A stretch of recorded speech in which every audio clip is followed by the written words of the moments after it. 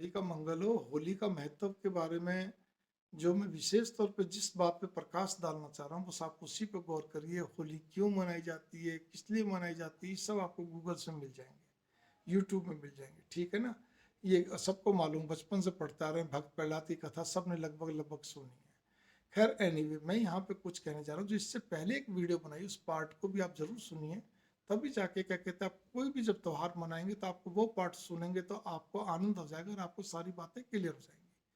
मैं कहना ये चाह रहा हूँ कि होली पूजन वाला दिन जो होता है, जिस दिन होली का दहन होती है, ठीक है ना, सब लोग मिलके कहते हैं, वो लकड़ियाँ इकट्ठी करते हैं। गाय का गोबर का ही उपला होना चाहिए और किसी भी उपले की आवश्यकता नहीं होती है, केवल गाय के गोबर के उपले की, तो जिसको हम काऊ डंक बोलते हैं। तो वो क्या कहते हैं उसका, और लकड़ी, ठीक है। लकड़ियाँ ये होती है देश काल परिस्थिति के हिसाब से, अपने अपने प्रदेश के हिसाब से जो मिले, जरूर नहीं कि आपको अरंड की लकड़ियाँ मिलेंगी। सुपारी का, अपने यहाँ सुपारी होती है, जैसे मैं हरियाणा में रहता हूँ, यहाँ सुपारी का कोई लेना देना ही नहीं है। अरंडी का भी क्या कहते हैं बड़ी मुश्किल से मिलते हैं।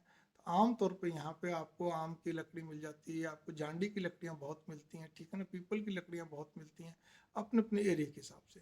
तो सवाल इस बात का ये कि वो और गाय के गोबर का उपला, इन दोनों को मिला के त्रिशंकु आकार में, मतलब इस तरह से बनाया जाता है ना, जैसे कोई त्रिभुज सा बना दिया हो, इस तरह से बनाया जाता है।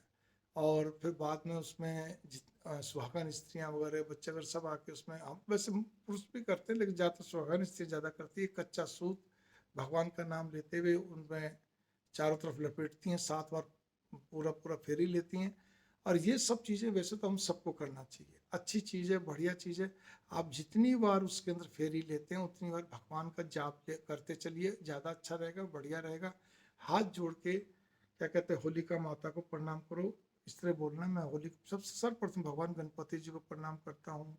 मैं क्या कहते हैं सभी देवी देवताओं को प्रणाम करता हूँ। मैं सभी अपने पूर्व पितरों को प्रणाम करता हूँ। मैं होलिका माता को प्रणाम करता हूँ। मैं भक्त प्रहलाद को प्रणाम करता हूँ। भगवान विष्णु आप और आपके सभी रूपों को प्रणाम करता हूँ।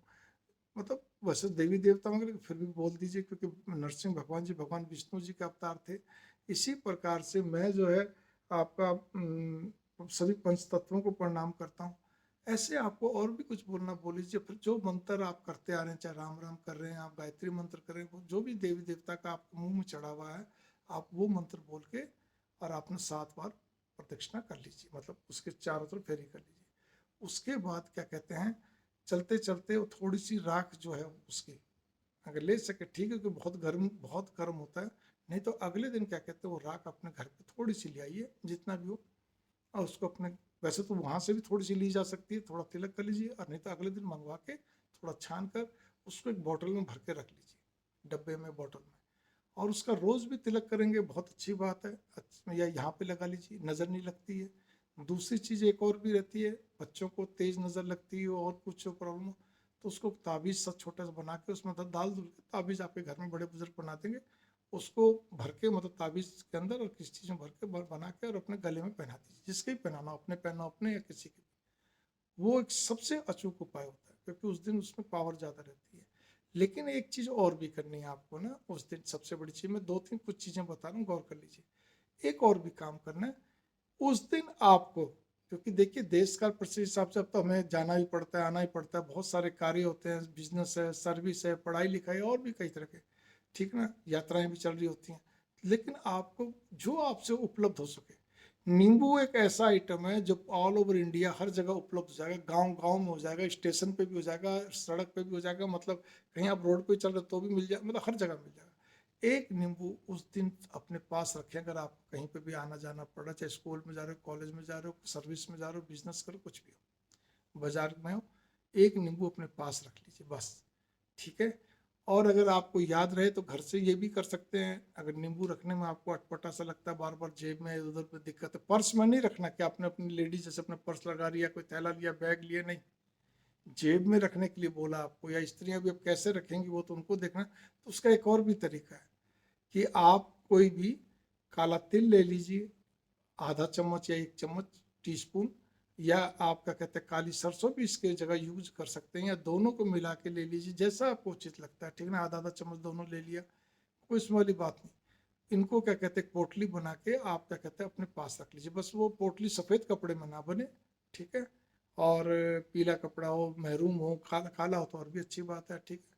कोई डार्क कलर का, तो आप क्या कहते हैं उसमें आप बना के रख लीजिए अपनी जेब में। स्त्रियाँ अपने क्या कहते हैं अगर जैसा भी सिस्टम है वो अपने अंदर भी डाल सकती है, जैसे पर्स डालती हैं, और पुरुष अपने कहीं जेब में रख लीजिए, ताकि उस दिन किसी भी प्रकार का कोई भी जिसको कहना चाहिए नेगेटिव तरंगे आपको प्रभावित ना करें। और जिस समय होलिका दहन होगा उस समय वो पुड़िया निकाल के, वो चीज़ निकाल के उसमें से निकाल के उसके अंदर डाल दिया, यूं का यूं डाल दिया आपने, ठीक है। एक तरीका ये भी है, बहुत अच्छा तरीका है, इसी पे गौर कर लीजिए।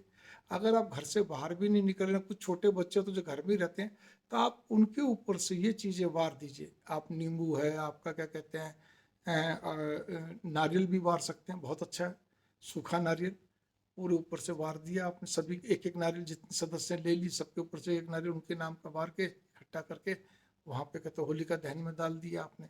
इसी प्रकार से आप ये भी कर सकते हैं, आपने फिटकरी ले लिया, नमक ले लिया, ठीक है, आपने काला तिल ले लिया, आपने काली सरसों ले ली, लाल मिर्च ले ली, इनको भी मिला के कर सकते हैं। इनमें से कोई भी एक चीज़, खास तौर पे काला तिल और काली सरसों हो तो ज़्यादा अच्छा, ठीक है। नहीं तो नमक, और नमक में कोई बात नहीं, सेंधा नमक लीजिए, नॉर्मल नमक जो आपके घर में अवेलेबल हो। मैं इसलिए इतना बोलूँ ताकि आपको शंका नहीं रही मैं कौन सा नमक लूँ, क्या लूँ क्या नहीं।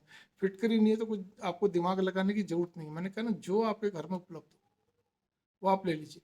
देखिए नारियल सूखा हर जगह मिलता है, गली नुक्कड़ पे भी कहते हैं, किसी भी किराने छोटी दुकान प्रोविजनल स्टोर पे मिल जाता है, ठीक है।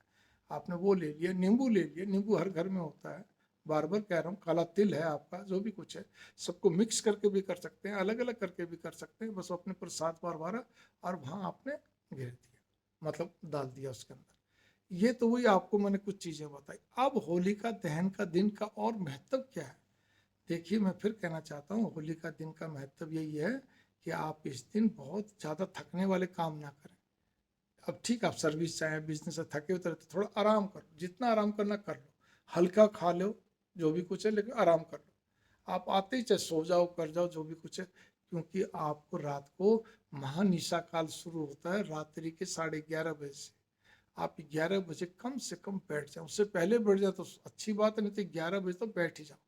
और जितना हो सके बिफोर सनराइज, सूर्योदय से पहले तक जितना बैठ के आप भक्ति कर सकते हैं, जाप कर सकते हैं, भक्ति तो जाप कर सकते हैं अपने ही देवी देवता का, उतना ही आपके लिए अच्छा रहेगा, बढ़िया रहेगा। असली महत्व तो ये है, खेलना कूदना और खूब गाना बजाना जो भी कुछ है, सबको मिलना करना, सौहार्दपूर्ण सबसे अपने बैर भाव खत्म करना, मतलब बैर भाव का मतलब कोई भी कटुता मतभेद को खत्म करना, गले मिलना, ये सबके सब तो आपके लिए अगले दिन है भाई।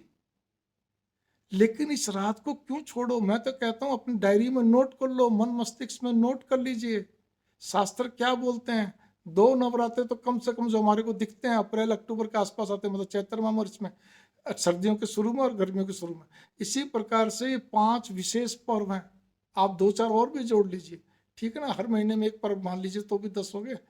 जो 5 पर्व बताए ना, महाशिवरात्रि, आपका होली का दहन वाला दिन और पूजन वाला दिन, दहन एक ही बात है, और साथ में आपका ये जन्माष्टमी और दशहरा और दीपावली, ये मत छोड़िए। ये रातें बड़ी गजब की होती हैं आपकी सारी मनोकामनाएं पूर्ण करने के लिए, ठीक है ना। अगर बिल्कुल इसमें गौर करके चलिए, जितना अधिक जाप करेंगे, और हवन करना मत भूलना इस दिन रात को, इसलिए कि जी रात हो रही है, नहीं नहीं नहीं, आपको कोई विशेष मंत्र का हवन नहीं आता कोई दिक्कत नहीं, गायत्री मंत्र तो आता है ना।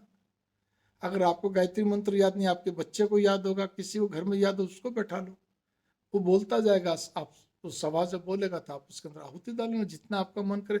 एक माला वैसे होनी चाहिए, या फिर आपको कम से कम भी एक गायत्री मंत्र में 15 मिनट लगातार करेंगे तो एक माला आपकी हो जाएगी, ठीक है ना, आराम से। तो ये चीज़ का मेरा भाव ये है कि ये रात मत छोड़िए, रातें बहुत महत्वपूर्ण होती हैं, 5 रातें, और नवरात्र मिला के 9 9 18, तो 23 दिन कह लीजिए, 25 दिन कह लीजिए, जो भी है, ये बहुत गजब के होते हैं। मंगल कामना, नमस्कार।